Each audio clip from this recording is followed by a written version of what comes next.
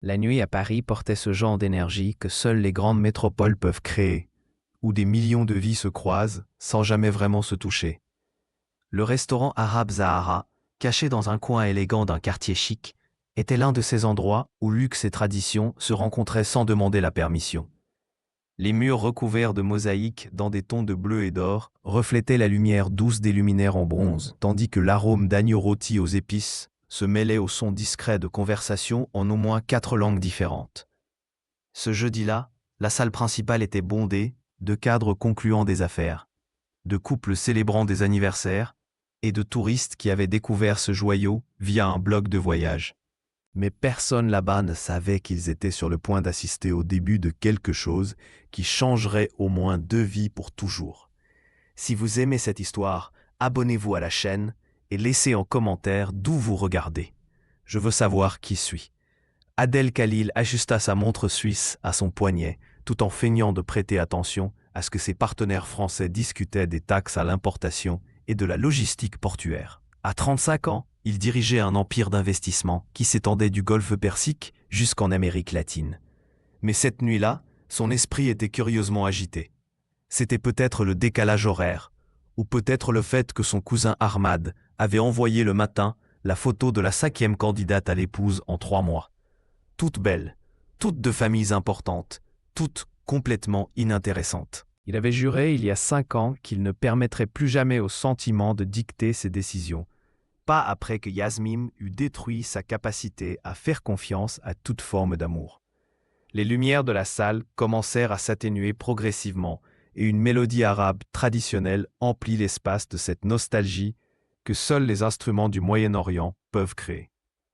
Adèle soupira discrètement, se préparant à une autre de ces présentations culturelles que les restaurants à thème adoraient inclure pour impressionner les touristes. Il en avait vu des centaines à Dubaï, au Caire, à Beyrouth, toujours la même chose emballée différemment. Mais lorsque le rideau de perles au fond s'ouvrit et que la danseuse entra sur la petite scène improvisée, quelque chose dans l'atmosphère changea de manière presque physique. Ce ne fut pas seulement lui qui le sentit, ce fut toute la salle qui sembla retenir collectivement son souffle. La femme qui entra n'était pas ce à quoi personne ne s'attendait. Elle était française. C'était évident dans les traits délicats de son visage et dans sa peau mate claire qui reflétait les lumières dorées. Le costume dans les tons de bleu turquoise et d'or avait été choisi avec soin, chaque pièce s'accordant parfaitement sans être vulgaire ou exagérée. Mais ce ne fut pas son apparence qui capta l'attention d'Adèle comme un hameçon profondément planté. Ce fut la façon dont elle se mouvait, avec une précision technique que lui, ayant grandi entouré de cette culture, reconnut immédiatement comme authentique. Chaque mouvement de hanche était isolé et contrôlé. Chaque pirouette avait un but. Chaque geste des mains racontait une histoire qui se passait de mots. Il n'y avait pas d'imitation, pas de performance superficielle pour plaire aux touristes. Il y avait du respect, de la connaissance et quelque chose de plus qu'Adèle ne pouvait nommer, mais qu'il ressentait dans sa poitrine. La musique augmenta d'intensité et elle la suivit parfaitement, son corps répondant à chaque changement de rythme, comme si la mélodie faisait partie d'elle et non de quelque chose d'extérieur. Adèle se retrouva complètement oublieux de la conversation à table, des contrats qu'il devait réviser, de l'appel important qu'il avait dans 1 heure. Ses yeux suivaient chacun de ses mouvements avec une concentration qu'il réservait normalement aux analyses financières. À un certain moment, lors d'une pirouette, ses yeux rencontrèrent les siens pendant une fraction de seconde. Et Adèle ressentit quelque chose qu'il n'avait pas ressenti depuis si longtemps qu'il faillit ne pas le reconnaître. Une curiosité authentique pour une autre personne, non pas pour ce qu'elle pourrait faire pour lui ou la valeur de son temps, mais pour qui elle était quand les lumières s'éteignaient et que le costume était rangé. La présentation dura 15 minutes qui parurent simultanément éternelles et instantanées. Lorsque la dernière note résonna et que les lumières revinrent peu à peu, la danseuse remercia d'une révérence gracieuse et commença à circuler parmi les tables, comme c'était la coutume dans ce restaurant. Adèle l'observa, fascinée, interagir avec les clients, acceptant les compliments avec un sourire professionnel, mais maintenant une distance presque invisible. Quand elle s'approcha enfin de sa table, ses partenaires français avaient déjà des billets de 50 € en main, essayant de l'impressionner avec des compliments exagérés. Adèle sortit son portefeuille en cuir italien et en retira quelques billets de 50 $ américains, bien plus que ce qui serait approprié pour un pourboire. Il tendit l'argent avec ce sourire confiant qui fonctionnait toujours dans toutes les situations d'affaires. Mais sa réaction ne fut pas celle qu'il attendait. La danseuse regarda l'argent, puis lui, et quelque chose dans son expression se mua en un mélange de lassitude et de déception, ce qui le prit complètement au dépourvu. « Merci, mais je ne peux pas accepter, » dit-elle en français d'une voix ferme. Le pourboire est déjà inclus dans l'addition. Et avant qu'Adèle ne puisse formuler une quelconque réponse, elle s'était déjà retournée et était repartie en coulisses, le laissant tenir l'argent en l'air comme un parfait idiot. Ses partenaires rirent discrètement de la situation. Et, pour la première fois depuis de nombreuses années, Adèle Khalil se sentit sincèrement désarmée par une femme. Les 3 jours suivants furent une torture silencieuse qu'Adèle ne s'avouait même pas à lui-même. Pendant la journée, il se força à se concentrer sur les négociations avec le groupe logistique français, révisant des feuilles de calcul et participant à des visioconférences avec son équipe à Dubaï. Le soir, il assistait à des dîners d'affaires dans des restaurants chers où la nourriture était excellente, mais complètement insipide. Son cousin Ahmad continuait de bombarder son WhatsApp de photos de femmes élégantes, accompagnées de CV impressionnants, comme s'il choisissait une employée et non une épouse. Mais à tous ces moments, il y avait une image qui insistait pour revenir à son esprit. Cette danseuse française refusant son argent avec une dignité tranquille qui l'avait fait se sentir petit. Il tenta de se convaincre que ce n'était que de l'orgueil blessé, qu'il n'était pas habitué à être rejeté. Mais au fond, il savait que c'était quelque chose de différent, quelque chose de plus dangereux. Le mercredi suivant, Adèle renvoya le chauffeur, prétextant vouloir marcher un peu en ville. C'était un mensonge transparent, considérant qu'il prit un Uber directement vers le quartier chic. Mais ses partenaires n'avaient pas besoin de savoir où il allait vraiment. Il retourna au restaurant Zahara, cette fois seul, et demanda une table plus discrète dans un coin qui avait toujours vue sur la petite scène. Le maître d'hôtel le reconnut immédiatement et lui offrit la meilleure table de la maison avec cette déférence exagérée réservée aux clients manifestement fortunés. Adèle refusa poliment, insistant sur la table du coin, ce qui sembla déconcerter l'employé, mais il ne posa pas de questions. Il commanda un plat de kafta, qu'il toucha à peine de toute la nuit, ses yeux fixés sur le rideau de perles, attendant. Mélissa apparut ponctuellement à 21 h, exactement comme la dernière fois, mais cette fois vêtue d'un costume dans des tons de rouge vin et d'or qui contrastaient magnifiquement avec sa peau. Il se surprit à prêter attention à des détails qu'il avait manqués la première fois, observant comment elle testait discrètement le sol avec ses pieds nus avant de commencer, comment elle ajustait les pièces de sa ceinture pour s'assurer qu'elle ne tomberait pas pendant les mouvements les plus intenses. Quand la musique commença, il remarqua quelque chose qu'il n'avait pas vu auparavant. Elle dansait les yeux fermés par moments, complètement immergée dans la mélodie, comme si elle était quelque part très loin de ce restaurant. Il y avait une vulnérabilité dans ces secondes qui contrastait complètement avec la confiance technique des mouvements. C'était comme espionner quelque chose de privé, et Adèle se sentit presque coupable d'observer si intensément. La présentation se termina par la même ovation chaleureuse que d'habitude, et Mélissa commença sa ronde parmi les tables. Adèle l'observa interagir avec les clients, remarquant des choses qui lui avaient échappé auparavant. Comment elle inclinait légèrement le corps en arrière lorsqu'un homme tentait de lui toucher le bras, comment son sourire n'atteignait jamais complètement ses yeux, comment elle avait des réponses standardisées aux mêmes questions qu'elle recevait clairement chaque soir. C'était une danse différente, mais toujours une performance. Quand elle arriva enfin à sa table, Adèle vit la reconnaissance briller dans ses yeux, suivie de quelque chose qui pouvait être de l'amusement ou de l'irritation. C'était difficile à dire. Il décida de changer complètement d'approche cette fois. Pas d'argent, pas de gestes grandioses qui pourraient être mal interprétés. Vous dansez comme quelqu'un qui comprend ce que la musique dit, pas seulement les mouvements, dit Adèle en arabe, gardant sa voix basse et respectueuse.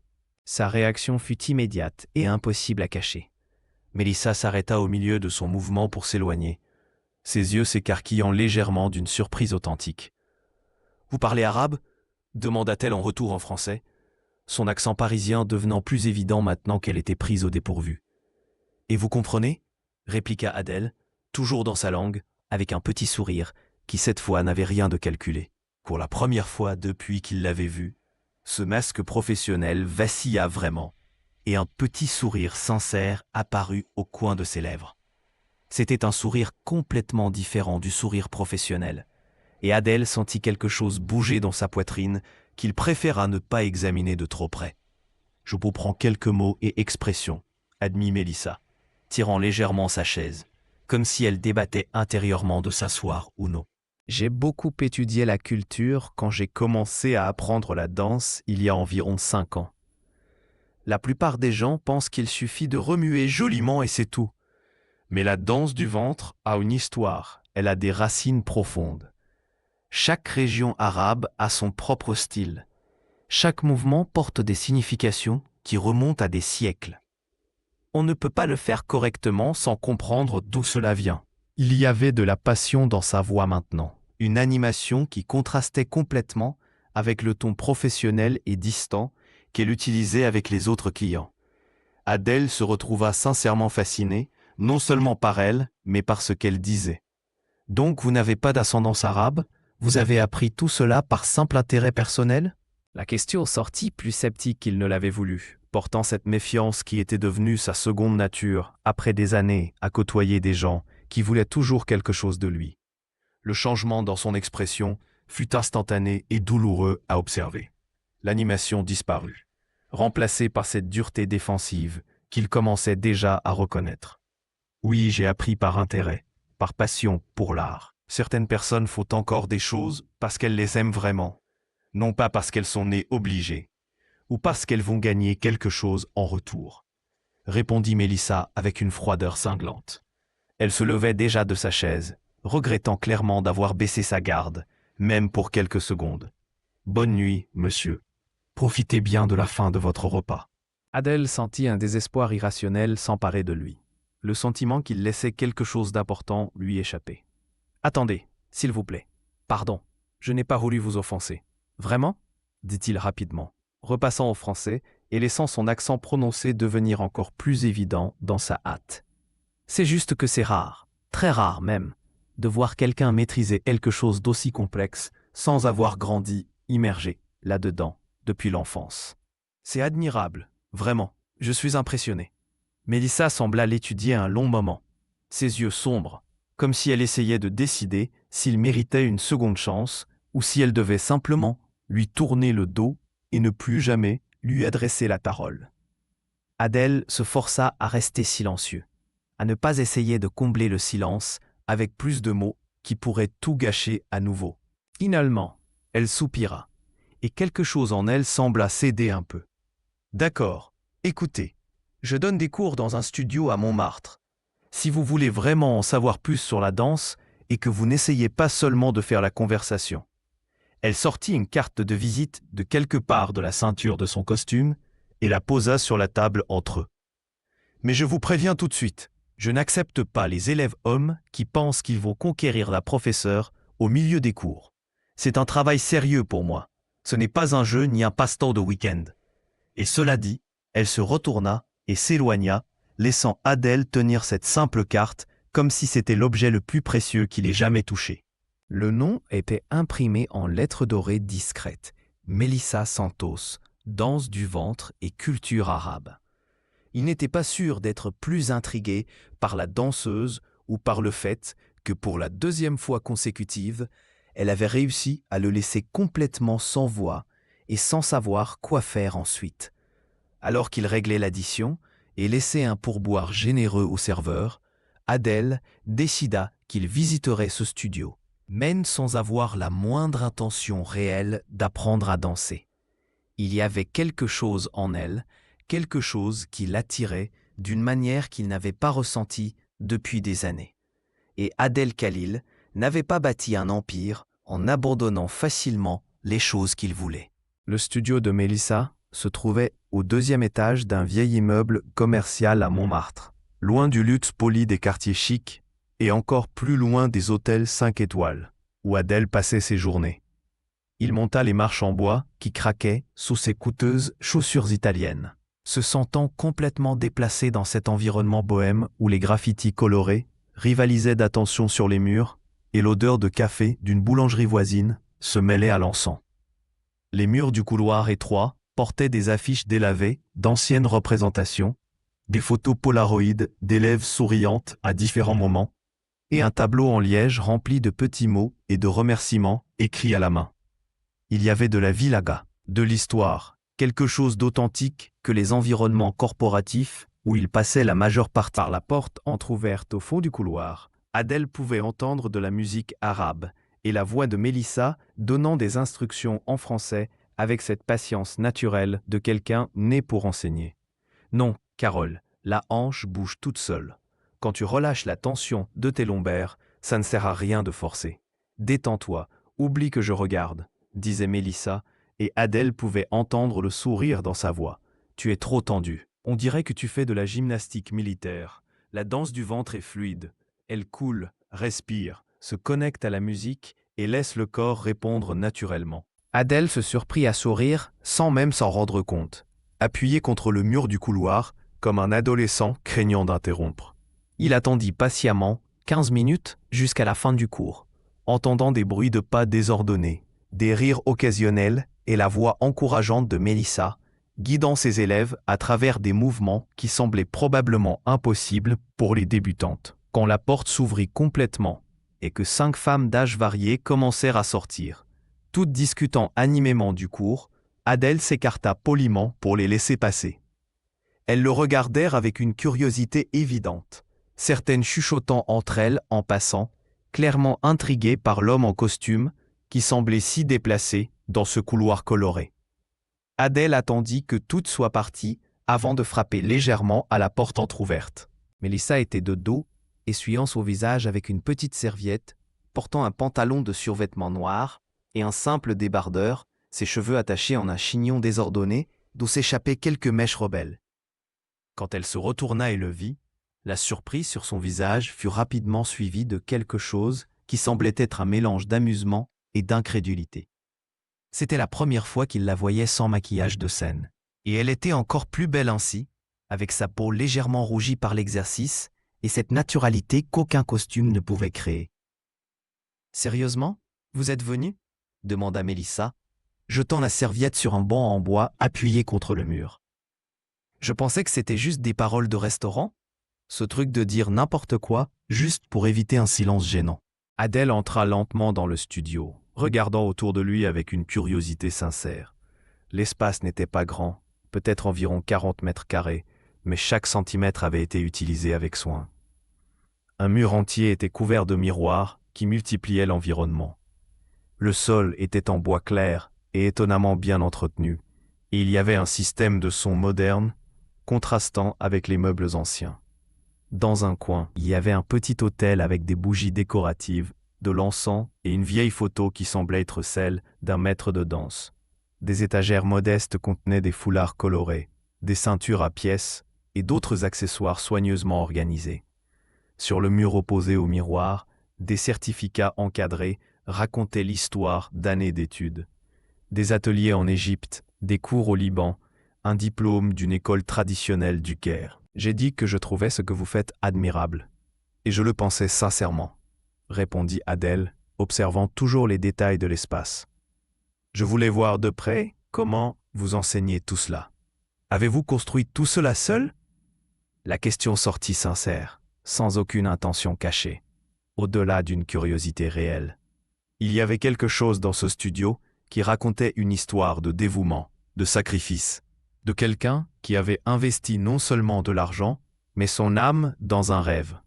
Adèle reconnaissait cela parce que c'était exactement ce qu'il ressentait vis-à-vis de son propre empire financier, chaque conquête marquée de sueur et de nuits blanches. Mélissa sembla percevoir la sincérité dans la question, car sa posture défensive se détendit de quelques degrés. Elle prit une bouteille d'eau sur une table improvisée et but une longue gorgée avant de répondre. comme si elle décidait combien partager avec cet étranger en costume italien qui était apparu de nulle part dans sa vie. Il m'a fallu 3 ans pour économiser suffisamment d'argent pour louer cet espace et 2 de plus pour l'aménager comme je le voulais, dit Mélissa. Et il y avait de la fierté dans sa voix, le genre de fierté qui ne vient pas de l'héritage ou de la chance, mais de réalisation arrachée de ses propres mains. Je travaille au restaurant Zahara 4 soirs par semaine. Je donne des cours ici le matin et l'après-midi, presque tous les jours, et je fais aussi des présentations lors de fêtes privées, de mariages, d'événements d'entreprise le week-end. C'est trépidant, c'est fatigant. Il y a des jours où j'ai à peine le temps de déjeuner correctement. Mais c'est à moi, vous savez. Chaque miroir, chaque certificat sur ce mur, chaque foulard sur cette étagère, je l'ai gagné avec mon propre travail. Personne ne m'a rien donné gratuitement. Adèle sentit une profonde admiration se répandre dans sa poitrine, le genre de sentiment qu'il éprouvait rarement. La plupart des gens de son entourage avaient hérité des fortunes ou s'étaient mariés avec elle. Il y avait un cynisme dans presque toutes les relations qui rendait tout calculé et froid. Cela doit être fatigant, commenta Adèle, et réalisa immédiatement à quel point les mots sonnaient condescendants, comme s'il la regardait de haut. Mélissa croisa les bras et la défensive revint instantanément, ce mur invisible se dressant à nouveau entre eux. Oui, mais au moins je fais ce que j'aime, pas ce qu'on me dit de faire, répondit-elle avec une acuité qui visait clairement. Laissez-moi deviner. Vous allez proposer de sponsoriser mon studio, ou peut-être suggérer que je laisse tout cela et que je travaille exclusivement pour vous. J'ai déjà entendu ces propositions, généralement de la part d'hommes en costume qui pensent que l'argent résout tout et achètent n'importe qui. Adèle ressentit le coup de ces mots comme un coup de poing dans l'estomac. Elle avait raison dans sa méfiance. Il le savait, parce que des hommes comme lui faisaient effectivement exactement ce genre de choses tout le temps. Mais cette fois, étonnamment, ce n'était pas ce qu'il voulait faire. Il lui fallut 1 seconde pour comprendre ses propres intentions. En fait, je suis venu vous faire une proposition de travail professionnelle et ponctuelle, dit Adèle, sortant son téléphone et ouvrant son agenda. Dans 2 semaines, j'organise un dîner d'entreprise sur le toit de l'hôtel unique. Tous les invités sont des investisseurs et des hommes d'affaires internationaux. Je veux vous engager pour faire une présentation de 20 minutes, peut-être 25 si vous pensez que c'est mieux. Le paiement serait 3 fois ce que vous gagnez normalement au restaurant en une nuit, plus des frais supplémentaires pour un nouveau costume ou tout ce dont vous auriez besoin pour la présentation. Mélissa regarda l'écran du téléphone, puis directement dans ses yeux, et Adèle put voir la méfiance lutter contre le besoin pratique d'argent. C'était une bonne somme, il le savait. Le genre de montant qui serait probablement une réelle différence dans le budget serré d'une professionnelle indépendante. Mais il voyait aussi qu'elle ne voulait pas paraître désespérée ou facile à acheter. Il y avait aussi de la fierté. « Pourquoi moi ?» demanda directement Mélissa. Et c'était une question juste qui méritait une réponse honnête. Il y a au moins une douzaine de danseuses professionnelles à Paris qui feraient ce travail. Pourquoi insister pour m'engager spécifiquement ? Adèle hésita, car la vraie réponse était trop compliquée et révélait des choses qu'il s'avouait à peine à lui-même. Parce que vous me faites ressentir quelque chose que j'ai juré de ne plus jamais ressentir après que Yasmine m'ait détruit. Parce que vous êtes la première personne depuis des années qui me traite comme un être humain normal, pas comme un distributeur automatique ambulant. Parce que je ne peux pas arrêter de penser à vous depuis cette première nuit, et cela me fait peur d'une manière que je ne sais pas gérer. Parce que vous êtes vraiment doué dans ce que vous faites, et je reconnais la qualité quand je la vois. Il dit enfin ce qui était vrai, même si ce n'était pas la vérité complète. Mes invités seront des gens du monde entier, des gens qui ont tout vu. Je veux quelqu'un qui les fera arrêter de parler affaires pendant 20 minutes et qui les fera vraiment prêter attention. Et vous pouvez faire cela. Mélissa se mordit la lèvre inférieure, clairement tentée, mais toujours hésitante. Ses yeux parcoururent le studio autour d'elle, comme si elle calculait ce que cet argent supplémentaire pourrait faire pour cet espace qu'elle aimait tant. Finalement, après ce qui sembla une éternité, elle acquiesça lentement. « D'accord, j'accepte, mais à une condition non négociable. C'est strictement professionnel, pas d'attente cachée, pas d'arrière-pensée, pas de confusion. J'arrive, Je fais ma présentation, vous payez le montant convenu, et c'est tout. Ça peut être comme ça? Adèle tendit la main, et quand elle la serra fermement et directement, il sentit un courant électrique monter dans son bras, qu'il ne put ignorer complètement, même en essayant de se convaincre que ce n'était que l'électricité statique de l'air sec de Paris. Les 2 semaines suivantes passèrent à un rythme étrange qui rendit Adèle plus mal à l'aise qu'il n'aurait voulu l'admettre. Pendant la journée, il maintenait sa routine habituelle de réunions interminables, de visioconférences aux horaires compliqués et de dîners d'affaires, où il souriait au bon moment et concluait des accords millionnaires presque en pilote automatique.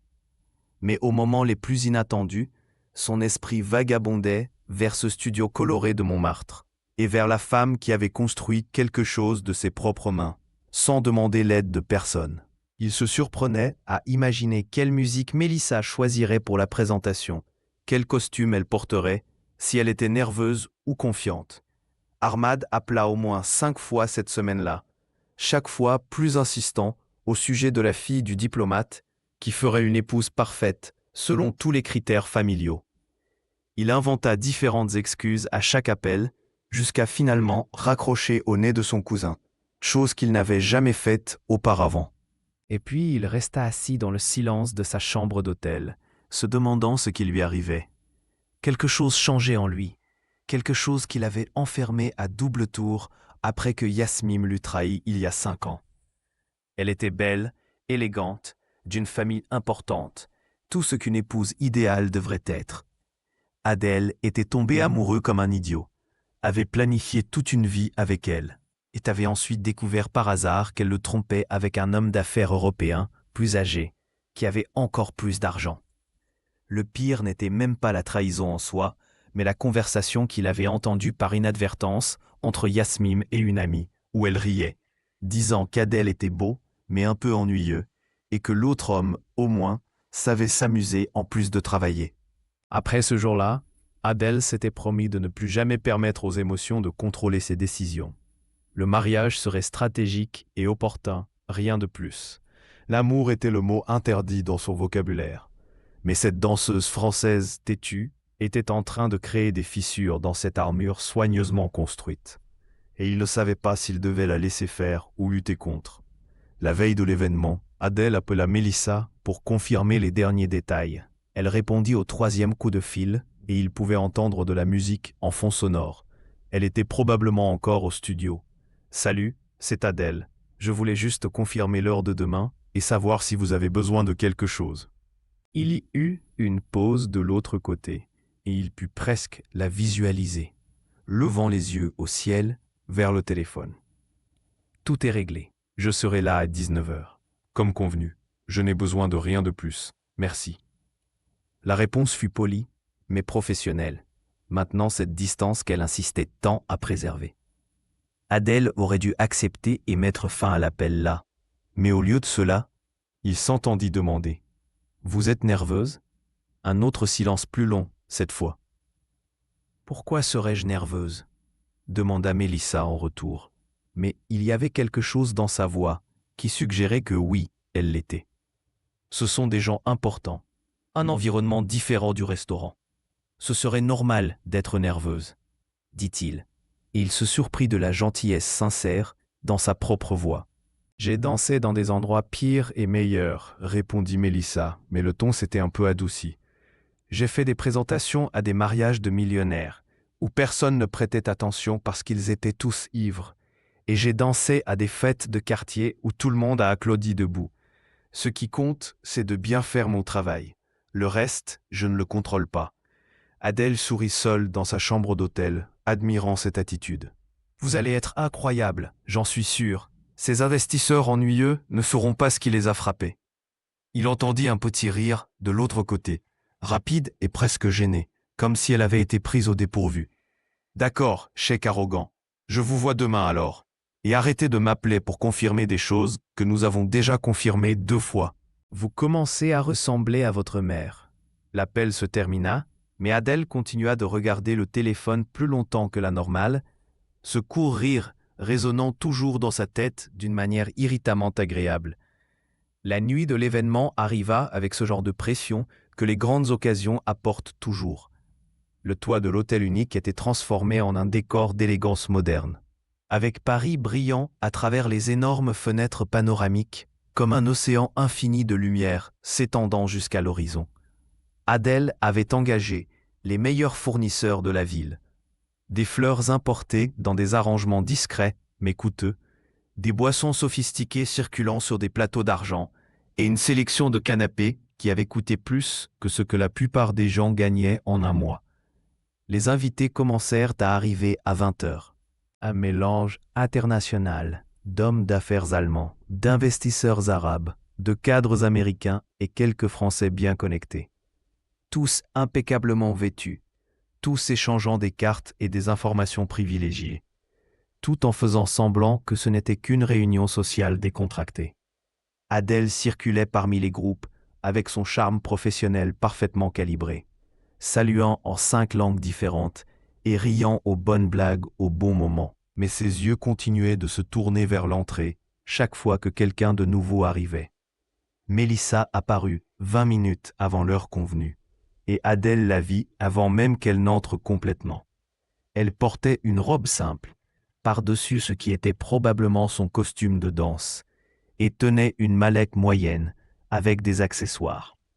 Il y avait quelque chose de différent chez elle ce soir-là, une tension dans les épaules qu'il n'avait pas remarquée auparavant. Et pour la première fois, Adèle considéra que c'était peut-être une situation vraiment intimidante pour elle, d'une manière que lui, habitué à de tels événements depuis l'adolescence, n'avait pas complètement comprise. Il s'excusa poliment auprès du groupe d'investisseurs avec qui il conversait et alla à sa rencontre, voyant le soulagement sincère sur le visage de Mélissa lorsqu'elle le localisa dans la foule. « Vous êtes arrivé tôt », dit-il en souriant. Nerveuse, Mélissa esquissa un sourire en coin qui ne cachait pas complètement ce qu'elle ressentait. Peut-être un peu, il y a beaucoup de gens importants, beaucoup d'attentes, mais je vais gérer. Adèle ressentit cette étrange envie de la rassurer, de lui promettre que tout irait bien. Mais au lieu de cela, il se contenta de dire « Il y a une salle privée là-bas, où vous pouvez vous préparer tranquillement. Il y a de l'eau, un grand miroir, tout ce dont vous avez besoin. » Et Mélissa, elle le regarda, attendant. « Vous êtes déjà incroyable. Vous avez juste besoin de faire ce que vous faites déjà tous les jeudis aux Zahara. Ces gens vont adorer. » Elle soutint son regard un peu plus longtemps que nécessaire, et Adèle vit quelque chose s'adoucir dans ses yeux sombres. « Merci, » dit Mélissa doucement, avant de se diriger vers la salle privée. Adèle resta là plus longtemps qu'il n'aurait dû, observant jusqu'à ce qu'elle disparaisse par la porte, sentant quelque chose se serrer dans sa poitrine qu'il ne pouvait nommer, mais qui n'était définitivement pas seulement professionnel. 30 minutes plus tard, les lumières du toit furent progressivement réduites, et Adèle monta sur la petite plateforme qui avait été improvisée comme scène. Il remercia tout le monde de leur présence avec ce discours corporatif poli qui venait automatiquement, après des années, à faire la même chose, parlant d'opportunités d'investissement, de croissance économique et de partenariats stratégiques. Mais son esprit était ailleurs, attendant le moment où Mélissa entrerait dans cet espace et changerait toute l'énergie de l'environnement. Quand il annonça enfin la présentation culturelle, il y eut cet applaudissement poli et protocolaire typique des événements corporatifs, où les gens applaudissent parce que c'est attendu, non pas parce qu'ils sont réellement intéressés.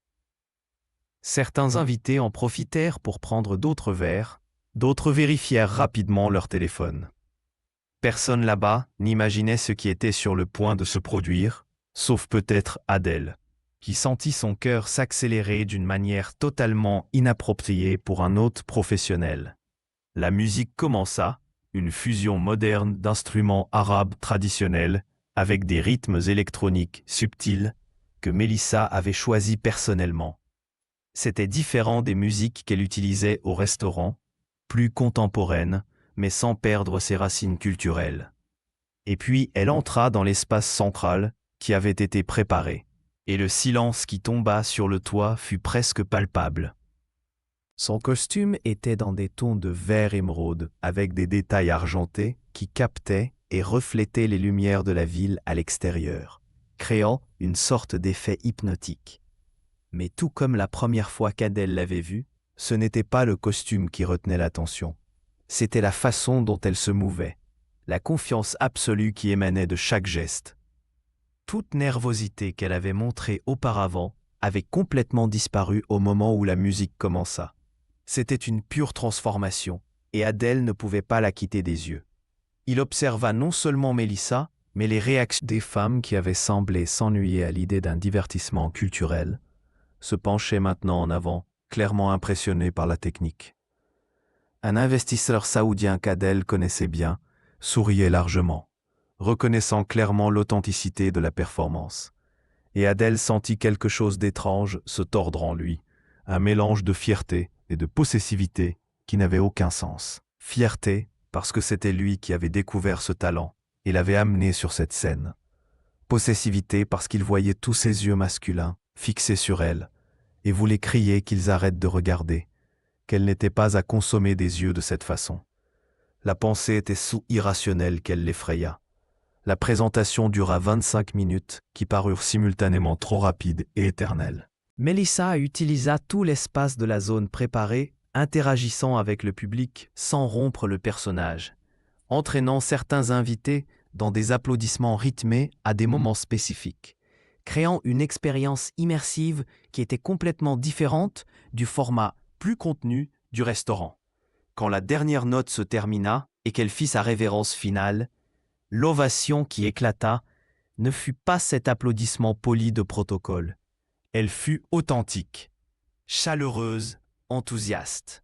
Les gens se levèrent, certains crièrent « bravo » dans différentes langues, et Adèle dut lutter contre l'impulsion absurde de monter sur scène et de se tenir entre elle et toute cette attention.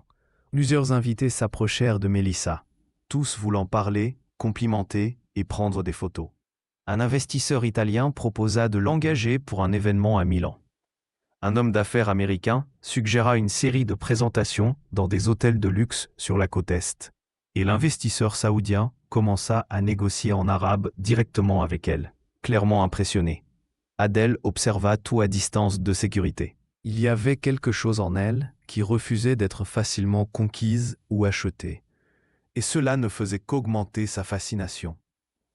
Quand il réussit enfin à s'approcher, après que la plupart des invités eurent repris leur conversation, Adèle trouva Mélissa buvant un verre d'eau et clairement épuisée, mais radieuse. « Vous avez été bien au-delà de l'incroyable », dit-il doucement, conscient qu'il y avait encore des gens à proximité qui pourraient entendre. C'était exactement ce que j'attendais. En fait, c'était mieux. Mélissa sourit, et cette fois, ce fut l'un de ses sourires authentiques, sans le masque professionnel. Merci. C'était effrayant au début, je ne vais pas mentir. Mais ensuite la musique a commencé et j'ai un peu oublié où j'étais. J'y suis allé. Il y avait une légère sueur sur son front, cette lueur qui vient d'un réel effort physique. Et Adèle dut lutter contre l'envie de tendre la main et de repousser la mèche de cheveux qui s'était échappée de sa coiffure. Et regardez, continua Mélissa, avec cette lueur amusée revenant dans ses yeux. Je vous ai vu presque faire une crise quand cet Italien a commencé à parler d'Europe et quand le Saoudien a commencé à négocier avec moi en arabe. L'observation fut faite sur un ton de plaisanterie.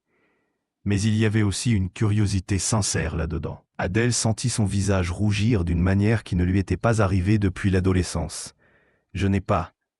Ce n'était pas. » Il tenta de nier, mais les mots sortirent maladroitement d'une manière complètement inhabituelle pour quelqu'un qui négociait des contrats de millions dans 3 langues sans bégayer.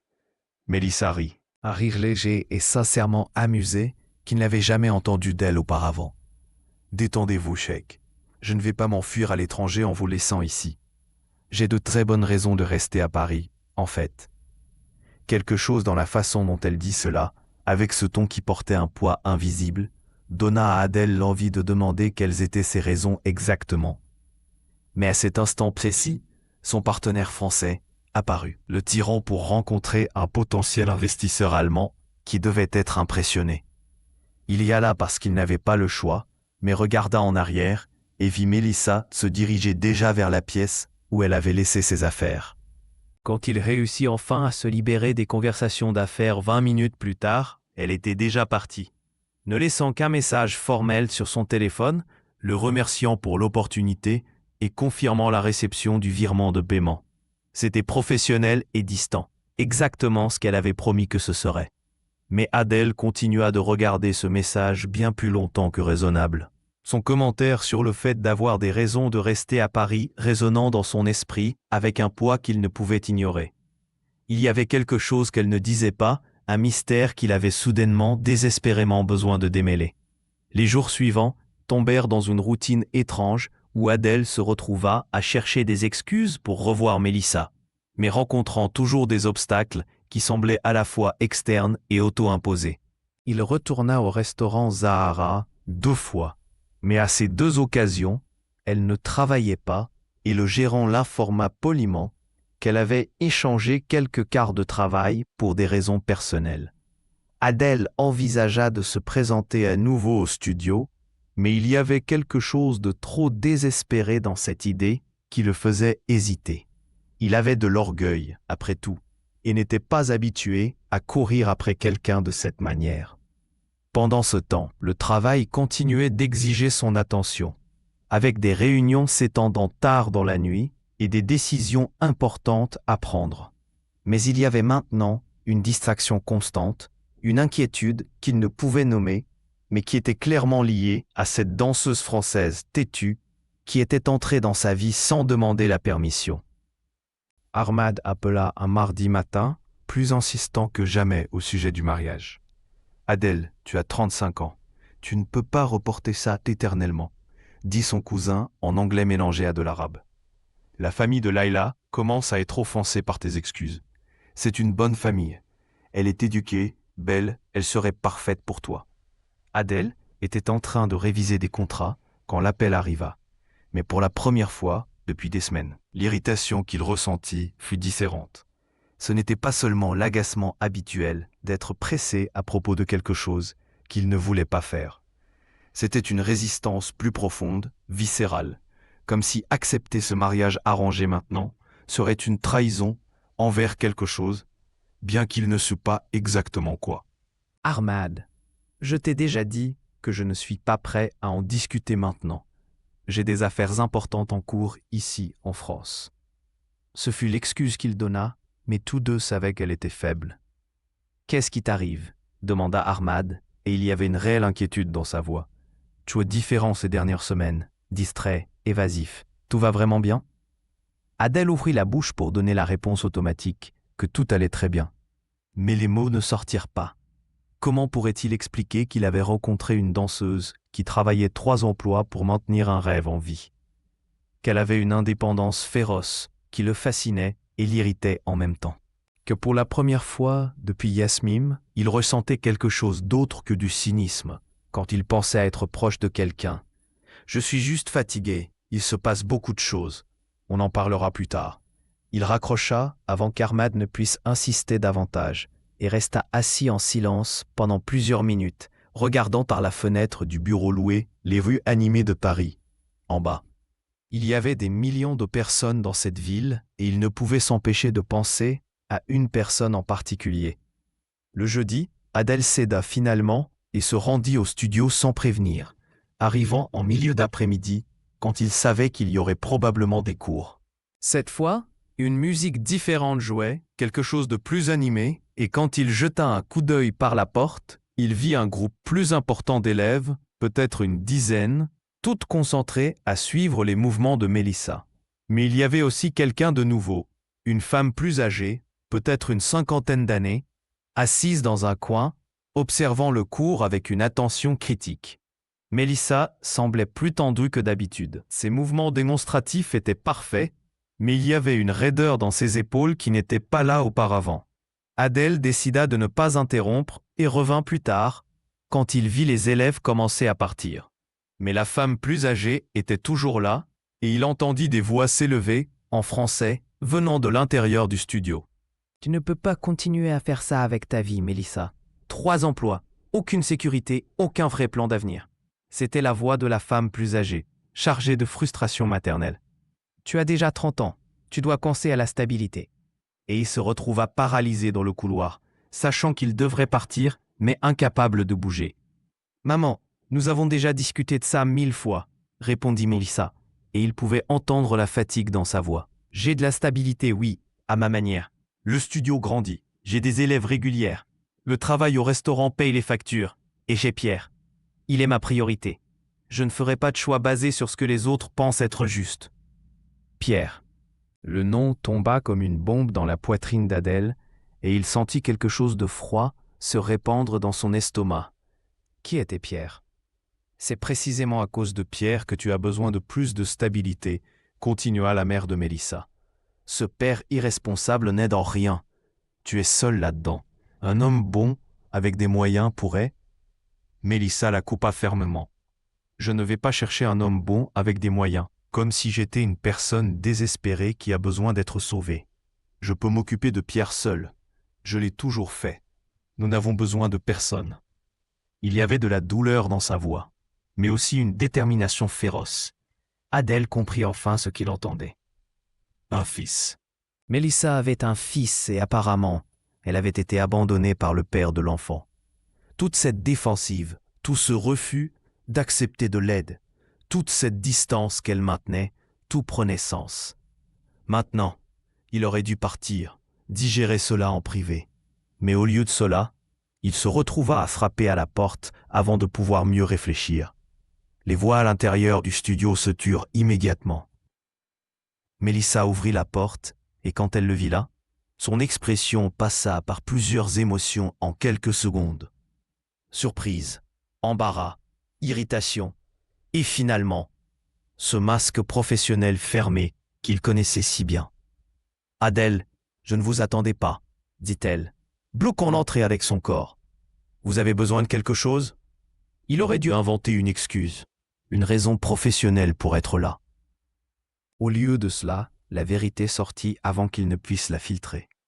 Je suis venu voir si vous allez bien. Je ne vous ai pas vu au restaurant cette semaine, et il s'arrêta, réalisant comment cela sonnait. La mère de Mélissa apparut derrière elle, étudiant Adèle avec ce regard que seules les mères ont, celui qui voit à travers toute façade. « Qui est-ce » demanda-t-elle à sa fille, mais sans le quitter des yeux. « Maman, c'est Adèle, un client. Adèle, c'est ma mère, Madame Rose. » Mélissa fit les présentations avec une tension évidente. Nous étions en pleine conversation privée. La phrase fut laissée en suspens comme une invitation claire à partir. Mais Madame Rose avait d'autres idées. Un client qui arrive en plein après-midi sans prévenir. « Intéressant, dit-elle. » Et il y avait une curiosité à peine voilée dans sa voix. « Mélissa, vous n'allez pas inviter ce jeune homme à entrer? Où sont vos manières ?» Mélissa ferma brièvement les yeux, clairement frustrée. Mais elle ne pouvait refuser sans être impolie devant sa mère. « Bien sûr, entrez. » Adèle entra dans le studio, sentant qu'il venait de mettre les pieds dans quelque chose de bien plus compliqué qu'il ne l'imaginait. La conversation qui suivit fut l'une des expériences les plus inconfortables de la vie d'Adèle, et il avait participé à des négociations tendues, avec des hommes d'affaires notoirement difficiles. Madame Rose avait cette manière directe que certaines mères françaises ont, posant des questions qui semblaient décontractées, mais étaient clairement inquisitrices. Il expliqua qu'il était un investisseur en visite à Paris, qu'il avait engagé Mélissa pour un événement et qu'il était impressionné par son professionnalisme. Techniquement, tout était vrai, mais il y avait des couches et des couches de choses non dites qui vibraient pratiquement dans l'air. Mélissa resta debout tout le temps, les bras croisés, voulant clairement que cela se termine vite. Quand Madame Rose prit enfin congé, non sans inviter Adèle au déjeuner du dimanche, auquel il n'était certainement pas vraiment invité, le silence qui tomba dans le studio fut dense et lourd. « Désolé pour ça, » dit Mélissa finalement, passant ses mains sur son visage. « Ma mère est intense. Elle s'inquiète trop. » Adèle hésita, sachant qu'il était sur le point de franchir une ligne, mais incapable de ne pas le faire. « Vous avez un enfant ?» Ce n'était pas une question, c'était une constatation, et il vit tout son corps se raidir. « J'ai entendu par accident en attendant. Désolé, ce n'était pas mon intention d'écouter. » Mélissa rit, mais il n'y avait aucun humour dans le son. « Bien sûr que vous avez entendu. Et maintenant, vous allez changer d'avis sur le fait de m'engager pour d'autres événements? Une mère célibataire n'est pas une bonne image pour vos investisseurs chics, c'est ça ?» La colère dans sa voix était réelle, mais en dessous il y avait aussi de la peur. Et Adèle sentit quelque chose se briser dans sa poitrine, en réalisant qu'elle s'attendait à son rejet. « Non, » dit-il fermement. « Je suis venu ici parce que j'étais inquiet pour vous, et savoir que vous avez un enfant ne change absolument rien à ce que je pense de vous ou de votre travail. » Mélissa l'étudia, cherchant des signes de mensonge ou de jugement. « Tout le monde dit ça au début. Ça ne change rien. Vous êtes si forte, quelle femme admirable. » Et puis, ils disparaissent quand ils réalisent qu'un enfant, ça donne du travail, que j'ai des responsabilités, que je ne peux pas simplement tout laisser tomber et faire ce qu'ils veulent. Il y avait évidemment une histoire douloureuse là-bas. Et Adèle sut que le père du garçon avait probablement quitté sa vie exactement comme cela. « Quel âge a-t-il » demanda Adèle gentiment. « Pierre, 5 ans. » Et avant que vous ne demandiez, son père ne fait pas partie de sa vie. Il est parti quand il a découvert que j'étais enceinte. Il a dit qu'il n'était pas prêt à être père, qu'il avait des plans pour sa vie. Mélissa dit tout d'un trait, comme si elle voulait déverser toute l'histoire d'un coup et en finir. « C'est un idiot », dit Adèle avec une conviction qui surprit même lui-même. « Tout homme qui abandonne son propre enfant est un idiot et ne vous mérite pas, ni le garçon. » Mélissa cligna des yeux, clairement, ne s'attendant pas à cette réaction. « Vous ne le connaissez même pas pour dire ça. »« Je n'ai pas besoin de le connaître. Je vous connais. Je sais à quel point vous travaillez. J'ai vu ce que vous avez construit seul. » S'il n'a pas vu la valeur de cela, c'est son problème. Les mots sortirent avec une intensité qui révéla plus qu'Adèle ne l'avait voulu. Mélissa le fixa un long moment et quelque chose dans son expression s'adoucit. « Pourquoi êtes-vous vraiment ici, Adèle ? Et ne me dites pas que c'est à cause du travail, parce que nous savons tous les deux que ce n'est pas seulement ça. » La question était directe et méritait une réponse tout aussi honnête. Mais Adèle n'était pas sûr d'être prêt à s'avouer à lui-même ce qu'il ressentait vraiment. « Je ne sais pas, » admit-il finalement, et c'était peut-être la chose la plus honnête qu'il ait dite depuis des semaines. « Depuis que je vous ai rencontré, vous ne quittez pas mon esprit, et ce n'est pas seulement de l'attirance. Je pourrais gérer ça. C'est que vous êtes différente de toutes les personnes que je connais. Vous travaillez parce que vous aimez ce que vous faites. Pas seulement pour l'argent. Vous avez construit quelque chose de vos propres mains sans demander d'aide. Vous n'êtes pas facilement impressionné. Vous ne voulez rien de moi à part du respect. Et je ne sais pas quoi faire avec ça. » Mélissa fit quelques pas vers lui, réduisant un peu la distance physique entre eux. « Et qu'est-ce que vous pensez qu'il va se passer ici? Vous allez rester à Paris pour toujours? On va vivre heureux pour toujours, comme un conte de fées? Même en venant de mondes complètement différents ?» Il y avait du sarcasme dans sa voix, mais aussi une vulnérabilité cachée, comme si elle essayait aussi de se protéger de quelque chose qui pourrait la blesser. « Je ne sais pas, » répéta Adèle, mais cette fois, il fit aussi un pas vers elle. « Mais je sais que je n'ai rien ressenti de tel depuis très longtemps. Je me suis juré, après la dernière fois, que je ne laisserai plus jamais les sentiments commander ma vie. Mais vous me faites tout remettre en question. » Ils étaient proches maintenant, assez proches pour qu'Adèle puisse voir les petites taches dorées dans ses yeux sombres, pour sentir la chaleur émanant de son corps après le cours. « Adèle, » commença Mélissa, et il y avait une alerte dans sa voix. « Je ne peux pas me permettre de tomber amoureuse de quelqu'un qui va partir. J'ai un enfant, j'ai des responsabilités. Je ne peux pas être juste une aventure amusante lors de votre passage à Paris. » « Vous pensez que c'est ce que vous êtes pour moi, une aventure ?» La question sortit plus dure qu'il ne l'avait voulu. Mélissa soutint son regard. « Je ne sais pas ce que je suis pour vous, mais je sais ce que vous pourriez être pour moi si je vous laissais faire. Une énorme erreur qui coûtera bien plus que ce que je peux me permettre. » Ils restèrent là, pris au piège de ce moment impossible. Aucun d'eux ne savait exactement quoi faire ensuite. Puis le téléphone portable de Mélissa sonna, brisant l'instant. Elle répondit rapidement et Adèle vit son expression changer complètement. « Salut maman. »« Quoi ? Quoi ? Quand ?» Sa voix monta d'un ton, la préoccupation étant claire. « D'accord, j'y vais maintenant. Reste calme, je pars déjà. » Elle raccrocha et commença à ramasser frénétiquement ses affaires. « C'est Pierre, il est tombé au parc et s'est cogné la tête. Ma mère l'emmène à l'hôpital, mais elle panique. » Adèle n'hésita pas une seconde. « Ma voiture est là. Venez, je vous y emmène. » Mélissa ouvrit la bouche pour probablement refuser. Mais alors, elle le regarda et dut voir quelque chose dans son expression qui la fit changer d'avis. D'accord, merci. Ils sortirent en courant du studio, et à ce moment-là, toutes les conversations sur les différences et les impossibilités furent temporairement oubliées. Il n'y avait que l'urgence d'arriver vite à l'hôpital, et la main de Mélissa tremblant légèrement alors qu'elle fermait le studio à la hâte. L'hôpital était l'un de ces établissements privés de quartier, pas aussi luxueux que ceux auxquels Adèle était habituée, mais propre et organisé. Il conduisit ignorant complètement les limites de vitesse. Et Mélissa ne dit rien à ce sujet, se contentant de s'accrocher à son téléphone, essayant de rappeler sa mère. Quand ils arrivèrent enfin, elle sortit de la voiture avant même qu'il ne se gare correctement, courant vers la réception. Adèle la suivit plus lentement, lui laissant de l'espace, mais ne voulant pas la laisser complètement seule. Il la trouva dirigée vers la zone de pédiatrie, où Madame Rose était assise sur une chaise en plastique, tenant un petit garçon sur ses genoux. Le petit garçon avait un grand pansement sur le front et serrait fort sa grand-mère. Mais apparemment, il était éveillé et conscient, ce qui était déjà un bon signe. « Mon Dieu, Pierre !» Mélissa courut vers eux et arracha pratiquement son fils des bras de sa mère, le vérifiant sous tous les angles. « Tu vas bien? Tu as eu très mal? Le médecin t'a déjà vu ?» Les questions sortaient en cascade, tandis qu'elle couvrait le visage du garçon de baisers. « Maman, je vais bien. » Pierre se plaignit de sa voix d'enfant, mais n'essaya pas de s'éloigner de son étreinte. « Je suis juste tombé. Mamie fait du cinéma. » Madame Rose renifla. « Du cinéma? Tu as saigné, mon garçon.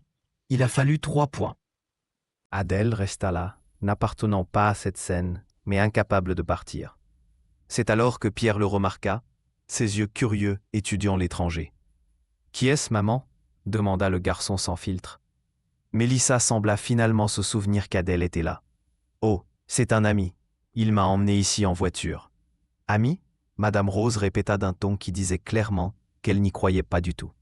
Mais avant qu'elle ne puisse élaborer, le médecin apparut. Pendant que le médecin expliquait à Mélissa que ce n'était qu'une coupure superficielle, mais qu'il fallait observer le garçon pendant quelques heures par sécurité, Adèle s'écarta pour leur laisser de l'intimité. Il resta dans le couloir, regardant par la fenêtre la salle d'attente, où cette petite famille était réunie. Mélissa tenait Pierre sur ses genoux maintenant, même s'il était déjà trop grand pour cela. Et Madame Rose était à côté d'elle, parlant au médecin. C'était une scène si commune, si humaine, si complètement différente du monde des contrats et des investissements dans lequel Adèle vivait. Et pourtant, il ne pouvait imaginer être ailleurs à ce moment-là. Il y avait quelque chose chez cette femme forte et indépendante qui fondait complètement quand elle regardait son fils. Et cela toucha quelque chose de profond en Adèle qu'il ne savait même pas qu'il existait. 2 heures plus tard, lorsque Pierre fut libéré avec des instructions de repos et d'observation, Adèle proposa de ramener tout le monde à la maison. Madame Rose accepta avant que Mélissa ne puisse protester. Clairement toujours curieuse de cet ami si attentionné. Pendant le trajet, Pierre n'arrêta pas de poser des questions. « Vous êtes riche? C'est votre voiture? Pourquoi parlez-vous bizarrement? Vous aimez ma maman ?» Les questions étaient posées avec cette innocence brutale d'enfant, et Adèle se surprit à sourire en répondant patiemment. Mélissa tenta de faire taire son fils plusieurs fois, clairement embarrassé, mais Pierre était en mode bavard après la frayeur. « Mon père n'aime pas maman, » dit le garçon soudain. Avec cette franchise dévastatrice que seuls les enfants ont. « Il est parti quand j'étais bébé. Mais ça va. Maman est forte, elle dit toujours ça. » Adèle sentit sa mâchoire se serrer de colère contre un homme qu'il n'avait jamais rencontré. Quand ils arrivèrent à l'adresse que Mélissa avait donnée, Adèle fut surpris. C'était un immeuble simple, mais bien entretenu. Il n'y avait pas de concierge, mais les balcons avaient des plantes et il était visiblement propre. Mélissa vivait là, dans ce monde si distant des hôtels 5 étoiles et des penthouses de luxe. Il aida à porter Pierre, qui était maintenant fatigué et somnolent, jusqu'au 3e étage, sans ascenseur. L'appartement était petit, peut-être environ 50 mètres carrés, mais il était organisé et plein de vie. Des dessins d'enfants sur les murs, des livres empilés partout. Cette odeur de foyer que les lieux temporaires n'ont jamais. Madame Rose prit en charge de coucher Pierre, et Mélissa eut enfin un moment pour respirer. « Merci, dit-elle à Adèle. Et il y avait un véritable épuisement dans sa voix. Pour tout, pour le trajet, pour avoir attendu à l'hôpital, pour... Elle fit un geste vague qui englobait tout. « Vous n'avez pas à me remercier, dit Adèle. Et c'était vrai. Je serais resté là toute la nuit, si nécessaire. Comment allez-vous » Mélissa esquissa un sourire fatigué, terrifié, soulagé, épuisé. Les émotions normales d'une mère quand son enfant se blesse. Elle s'assit sur le petit canapé et Adèle s'assit à l'autre bout, maintenant une distance respectueuse. « Il est incroyable, votre fils, plein de questions, intelligent. Il est mon monde entier, dit Mélissa simplement. Et il y avait un amour si pur dans sa voix qu'Adèle sentit sa poitrine se serrer. Tout ce que je fais, c'est pour lui. Le studio, les emplois. Je veux qu'il grandisse en voyant que sa mère s'est battue pour ses rêves, qu'elle n'a pas abandonné juste parce que c'est devenu difficile. Il grandira en sachant qu'il a la mère la plus forte du monde, dit Adèle avec conviction, et qu'il est aimé d'une manière que beaucoup de gens ne connaîtront jamais. Mélissa le regarda, et quelque chose changea dans son expression. Vous êtes plein de surprises, Chèque. Je pensais que vous alliez vous enfuir quand vous découvririez Pierre. Je vous l'ai déjà dit, je ne suis pas ce genre d'homme. Et vous savez, Adèle hésita, mais décida d'être complètement honnête. J'ai été élevé sans mère. Elle est morte quand j'avais 7 ans. Mon père a fait de son mieux, mais il manquait toujours quelque chose. Voir comment vous êtes avec Pierre, le dévouement que vous avez, c'est beau à voir. C'était peut-être la chose la plus personnelle qu'il avait partagée avec elle jusqu'alors. Mélissa tendit la main et toucha légèrement la sienne. Un toucher bref, mais significatif. « Je suis désolé pour votre mère. » Ils restèrent ainsi quelques minutes, dans le silence confortable de deux personnes qui commençaient à se voir vraiment. Et puis Madame Rose revint de la zone des chambres, et le moment se défit. Mais quelque chose avait changé entre eux, quelque chose qu'aucun des deux ne pouvait plus faire semblant de ne pas exister. Les jours suivants furent une étrange danse d'approche prudente. Adèle revint le lendemain avec un cadeau pour Pierre. Rien d'exagéré, juste quelques livres illustrés, sur différents pays et cultures, qu'il pensait que le garçon curieux aimerait. Mélissa le reçut avec surprise, mais ne refusa pas. Et il passa 1 heure assis sur le sol du petit appartement, écoutant Pierre poser des millions de questions sur Dubaï, sur les chameaux, sur les palais. C'était surréaliste et merveilleux à la fois. Mélissa observait tout avec une expression qu'il ne parvenait pas à déchiffrer complètement. Mais il y avait une douceur qu'il n'y avait pas auparavant. Peu à peu, les visites devinrent plus fréquentes. Adèle ajusta son emploi du temps de réunion pour pouvoir apparaître en fin d'après-midi. Parfois, il restait dîner quand Mélissa cuisinait quelque chose de simple mais délicieux, qui lui rappelait vaguement les plats de son enfance. Ahmad appela, exigeant de savoir quand il reviendrait. Et pour la première fois, Adèle envisagea sérieusement de reporter son retour indéfiniment. Il y avait des conversations difficiles qui devaient avoir lieu, des décisions qui devaient être prises. Mais il vivait dans une bulle temporaire où rien d'autre que ce petit appartement et les gens qui s'y trouvaient n'avaient vraiment d'importance. Mélissa maintenait toujours ses défenses. Elle lui rappelait encore occasionnellement que cela ne pouvait pas durer, qu'il venait de mondes trop différents, mais ses actions disaient le contraire. La façon dont elle souriait quand il arrivait, comment elle lui demandait son opinion sur les choses du studio, comment elle le laissait faire rire Pierre avec des histoires de lieux lointains, elle le laissait entrer, même à contre-cœur, même avec peur. Un vendredi, Adèle prit une décision qui le surprit lui-même. Il appela son bureau à Dubaï et chargea son équipe de commencer à chercher des opportunités d'investissement à Paris. Ce n'était pas complètement irrationnel d'un point de vue commercial. La France avait du potentiel, il y avait de réelles opportunités. Mais il savait que la vraie raison était de pouvoir justifier de rester plus longtemps, peut-être d'y établir une présence permanente.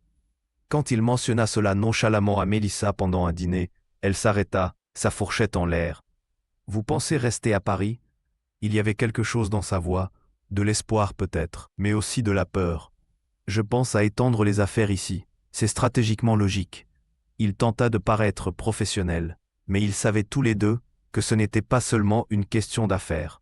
Et cela n'a rien à voir avec une danseuse française T'es-tu que vous avez rencontré dans un restaurant arabe demanda Mélissa avec ce ton de plaisanterie qu'elle utilisait quand elle était nerveuse. Adèle soutint son regard. Ça a tout à voir avec elle, en fait. Le moment fut interrompu par Pierre, apparaissant de la zone des chambres, incapable de dormir et voulant montrer à Adèle un dessin qu'il avait fait. C'était un dessin d'enfant de 5 ans, tout disproportionné et coloré, mais il montrait clairement 3 figures se tenant la main, une femme, un homme et un petit enfant. C'est maman, c'est moi et c'est vous, Pierre annonça fièrement. Adèle sentit quelque chose se serrer dans sa gorge d'une manière qui ne lui était pas arrivée depuis des années. Mélissa resta paralysée, ne sachant clairement pas comment réagir. « C'est magnifique, champion », réussit à dire Adèle. « Je peux le garder ?»« Bien sûr, je l'ai fait pour vous. » Pierre était radieux. Mélissa ramena son fils au lit, mais quand elle revint, il y avait des larmes non versées dans ses yeux. « Désolé, il ne comprend pas. »« Ne vous excusez pas », la coupa Adèle gentiment. C'était le plus beau cadeau que j'ai jamais reçu. Et c'était vrai. Ce simple dessin d'enfant signifiait plus que tous les contrats millionnaires qu'il avait signés. Cette nuit-là, alors qu'il partait, Mélissa l'arrêta à la porte. « Adèle, j'ai besoin que vous soyez honnête avec moi. Que voulez-vous vraiment ici? Parce que si ce n'est qu'une chose passagère, je dois arrêter ça maintenant, avant que Pierre ne s'attache davantage. Et avant que je ne m'attache davantage. » La vulnérabilité dans sa voix était palpable. Adèle prit ses mains dans les siennes, regardant droit dans les yeux sombres qui avaient bouleversé son monde. « Je ne sais pas exactement comment cela va fonctionner. Notre réalité est compliquée. Il y a de vrais obstacles que nous devrons affronter, mais je sais que je ne veux pas être loin de vous. Je sais que quand je pense à l'avenir, vous êtes là et Pierre aussi. Cela vous effraie autant que cela me fait peur, je sais. Mais ça vaut la peine d'essayer. » Mélissa étudia son visage un long moment. « Ma famille va paniquer. Votre famille va probablement paniquer encore plus. Nos vies sont complètement différentes. Je sais. Vous pourriez regretter de compliquer votre vie ainsi. Je ne regretterai pas. Comment pouvez-vous en être si sûr ?» murmura Mélissa. Adèle sourit. Un sourire vrai et complet qu'il donnait rarement. « Parce que j'ai juré il y a 5 ans que je ne tomberai plus jamais amoureux. Et vous m'avez fait briser ce serment sans même essayer. Si ce n'est pas de la certitude, je ne sais pas ce que c'est. » Mélissa ferma les yeux et quand elle les rouvrit, il y avait de la décision là. Elle le tira par le col de sa chemise et l'embrassa, laissant enfin toutes ses défenses tomber. Ce fut un baiser qui mêlait peur et espoir. Il promettait autant qu'il questionnait. Quand ils se séparèrent, tous deux étaient à bout de souffle. « Nous allons devoir découvrir beaucoup de choses, » dit Mélissa. « Mais oui, ça vaut la peine d'essayer. » Et avec cela, quelque chose changea irréversiblement entre eux. Ce n'était plus une possibilité, c'était une décision, effrayante, compliquée, mais réelle. Les mois suivants furent un mélange de défis et de découvertes qui mirent Adèle et Mélissa à l'épreuve de manière inattendue pour les deux. Adèle, en effet, établit un bureau à Paris, investissant dans des start-up françaises et créant une présence réelle dans la ville. Ahmad faillit faire une crise quand Adèle annonça qu'il ne retournerait pas à Dubaï de manière permanente. Et l'appel avec son père fut encore plus difficile, mais pour la première fois depuis des années, Adèle prenait des décisions basées sur ce qu'il voulait, non pas sur ce qui était attendu de lui. Mélissa eut ses propres batailles, faisant face aux commentaires de certaines personnes sur le fait d'être avec un homme riche, gérant l'insécurité d'exposer Pierre à une relation qui était encore nouvelle et incertaine. Mais ils affrontèrent tout ensemble, un pas à la fois, construisant quelque chose de solide sur une fondation qui semblait initialement impossible. Pierre s'attacha à Adèle. Le garçon qui avait grandi sans père trouva en ce chèque une figure qui se souciait vraiment de lui, qui apparaissait toujours quand il le promettait, qui lui enseignait des lieux lointains et des cultures différentes. Adèle découvrit qu'il avait une patience infinie pour les questions sans fin d'un enfant curieux, et qu'enseigner le monde à Pierre était plus gratifiant que de conclure n'importe quelle affaire. Madame Rose, après une période initiale de méfiance, finit par céder quand elle vit qu'Adèle était sincère. « Vous êtes bon pour mon petit-fils et pour ma fille », déclara-t-elle lors d'un déjeuner dominical. « C'est tout ce qui compte. Le reste, on le découvrira en chemin. » Il y avait une sagesse simple là-dedans qu'Adèle prit à cœur. Le studio de Mélissa grandit organiquement, avec plus de stabilité émotionnelle et une aide stratégique d'Adèle en gestion financière. Elle réussit à embaucher une assistante et à développer ses cours. Le plus beau fut qu'elle fit cela en maintenant son indépendance, n'acceptant jamais d'argent directement de lui, mais acceptant des conseils et un soutien émotionnel. Elle continua de travailler au restaurant Zara parce qu'elle aimait ça, non pas parce qu'elle en avait désespérément besoin. Et les jeudis soirs, Adèle était toujours là, à la table du coin, la regardant danser avec la même fascination que la première fois. Certaines choses ne changeaient jamais, et il espérait que cela ne changerait jamais. Sa passion pour la danse, la façon dont elle se transformait complètement quand la musique commençait, était une partie essentielle de qui elle était, et il aimait chaque parcelle de cela. Un samedi matin, 6 mois après cette première nuit au restaurant, Adèle se réveilla dans l'appartement où il passait maintenant plus de temps qu'à l'hôtel. Mélissa dormait toujours à ses côtés, ses cheveux éparpillés sur l'oreiller, et de la zone des chambres venaient les sons de Pierre regardant discrètement des dessins animés. C'était une scène domestique si commune, mais pour Adèle, c'était tout.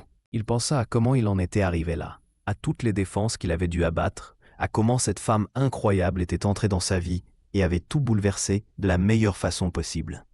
Il pensa aussi à la bague qui était cachée dans le tiroir de la table de chevet depuis 2 semaines, attendant le bon moment. Peut-être qu'aujourd'hui était ce moment, ou peut-être demain. Soudain, il avait tout le temps du monde, et c'était la meilleure partie. Mélissa se réveilla doucement, souriant en le voyant éveillé. « Bonjour, Chèque. Bonjour, danseuse. » C'était leur blague maintenant, ces surnoms qui avaient commencé comme des descripteurs et étaient devenus des termes d'affection. « Quelle heure est-il ? » Tôt encore. Pierre est réveillé et regarde la télé. Alors, nous avons quelques minutes de paix. Elle se blottit plus près de lui. « Je dois vous dire quelque chose. » Le ton de sa voix rendit Adèle alerte. « Qu'est-ce que c'est ? » Le restaurant Zahara ouvre une 2e unité. Ils veulent que je sois la coordinatrice de danse là-bas, formant d'autres filles aussi. C'est une bonne opportunité. Adèle sourit. « C'est incroyable. Vous le méritez, mais ça prendra plus de temps. Moins de temps avec vous, avec Pierre. Mélissa, il la coupa gentiment. Nous trouverons comment équilibrer. Nous trouvons toujours. Acceptez cette opportunité. » Elle l'embrassa avec gratitude, et pendant quelques minutes, ils restèrent là dans un silence confortable. Ce fut dans ce moment de paix qu'Adèle décida. Ce ne serait pas une demande élaborée, sur le toit d'un hôtel ou dans un restaurant cher. Ce serait là, ce samedi matin ordinaire, dans le petit appartement, plus rempli d'amour, avec Pierre regardant des dessins animés dans la chambre d'à côté et l'odeur du café que Madame Rose avait laissé préparer la nuit dernière. « Mélissa, j'ai aussi quelque chose à vous dire. » Il se leva du lit et prit la petite boîte dans le tiroir. Quand il revint, Mélissa était assise, les yeux écarquillés, les mains couvrant sa bouche. « Adèle, laissez-moi parler d'abord. » Il demanda, s'asseyant en face d'elle. « J'ai passé 5 ans de ma vie convaincu que l'amour était une faiblesse, que je ne me permettrais plus jamais de ressentir. Et puis vous êtes entrée, dansant dans ce restaurant, et avez détruit chaque défense que j'avais construite. Vous êtes forte, indépendante, dévouée, et la meilleure mère que j'ai jamais vue. Vous me donnez envie d'être meilleure, vous me donnez envie de construire une vraie vie, pas seulement d'accumuler des chiffres sur un compte bancaire. » Ses mains tremblaient légèrement, tandis qu'il ouvrait la boîte, révélant une bague simple, mais magnifique, avec une pierre qui captait la lumière du matin, entrant par la fenêtre. « Je sais que notre histoire a commencé de manière impossible. Je sais que nous avons des différences, des obstacles, qu'il y aura des gens qui ne comprendront pas. Mais je sais aussi que je vous aime et que j'aime Pierre, et je veux me réveiller chaque jour pour le reste de ma vie dans ce petit appartement ou n'importe où vous deux vous trouviez. » Adèle prit une profonde inspiration. « Épousez-moi, Mélissa. Non pas parce que vous avez besoin de moi pour quoi que ce soit. Vous avez déjà prouvé que vous n'avez besoin de personne, mais parce que la vie est meilleure quand on la partage avec les gens qu'on aime. Épousez-moi parce que je vous aime, parce que j'aime votre fils, parce que nous pouvons construire quelque chose d'incroyable ensemble, tout en restant qui nous sommes individuellement. » Mélissa pleurait maintenant, les larmes coulant librement sur son visage. Vous êtes sûr? Vraiment sûr? Parce qu'il y a un enfant impliqué là-dedans. Il y a toute une vie que vous allez accepter. Je n'ai jamais été aussi sûr de rien dans ma vie, dit Adèle avec une conviction absolue. Alors oui, 1000 fois oui. Elle tendit sa main tremblante et il glissa la bague à son doigt. Et ce fut à ce moment que Pierre apparut à la porte de la chambre avec cette synchronisation parfaite que seuls les enfants ont. « Maman, j'ai faim. Et vous pleurez? Tout va bien ?» Mélissa rit à travers ses larmes. « Tout va plus que bien, mon amour. Viens ici. » Pierre courut et sauta sur le lit, et Mélissa le serra fort. « Adèle m'a demandé en mariage et j'ai dit « oui ». Cela signifie que nous allons être une vraie famille. Qu'en penses-tu? Pierre regarda de Mélissa à Adèle et inversement assimilant. Et puis ce sourire énorme que seuls les enfants peuvent donner illumina tout son visage. Vraiment? Genre, Adèle va toujours vivre ici et être mon vrai papa? Si tu veux que je le sois, dit Adèle, sentant un nœud dans sa gorge. Pierre ne répondit pas avec des mots, se jeta juste sur Adèle dans un câlin qui faillit les faire tomber du lit. « Je veux. Je peux vous appeler papa ?» La question fut posée avec tant d'espoir qu'Adèle sentit ses propres larmes menacées d'apparaître. « J'adorerais que tu m'appelles papa. » Et ainsi, dans ce petit appartement de l'ouest de Paris, un samedi matin ordinaire, une nouvelle famille naquit. Non pas de manière traditionnelle, ne suivant ni règles, ni attentes, mais de la manière la plus vraie possible, par le choix, l'amour, le courage de construire quelque chose de nouveau. Les mois suivants furent une célébration de l'union des cultures. Adèle organisa la venue de sa famille en France pour rencontrer Mélissa et Pierre. Et étonnamment, son père tomba immédiatement amoureux de son petit-fils de cœur. Ahmad mit plus de temps à accepter, mais finit par admettre qu'il n'avait jamais vu son cousin aussi heureux. Le mariage fut une belle fusion de traditions arabes et françaises, célébrée dans un espace magnifique, mais non ostentatoire, avec la piste de danse au centre de tout. Mélissa dansa bien sûr, portant un costume qui mélangeait des éléments des deux mondes, et il n'y avait pas un œil sec dans l'assistance. Pierre fut le page le plus fier qui ait jamais existé, portant les alliances avec le sérieux d'un adulte. Et quand Adèle et Mélissa échangèrent leurs vœux, promettant d'honorer non seulement l'un l'autre, mais la famille qu'ils créent ensemble, cela ressembla à la fin parfaite et au début de quelque chose d'encore plus beau. Des années après cette première nuit au restaurant Zahara, Adèle va toujours voir Mélissa danser tous les jeudis qu'il peut. Son studio s'est étendu à 3 unités, et elle forme des danseuses professionnelles qui perpétuent cette même passion pour la culture qu'elle a. Pierre a grandi bilingue, passant les étés à Dubaï et le reste de l'année à Paris, à l'aise dans les deux mondes. Et Adèle découvrit que le plus grand investissement qu'il ait jamais fait n'était dans aucune entreprise ou fonds, mais dans le choix de l'amour plutôt que de la peur, dans le choix de construire une vie au lieu de simplement en gérer une. Ce cheik qui avait juré de ne jamais aimer apprit que certains serments sont faits pour être brisés, surtout quand la bonne personne entre dans votre vie en dansant et change absolument tout. Si vous avez aimé cette histoire, abonnez-vous à la chaîne. Nous avons encore de nombreuses histoires incroyables à raconter.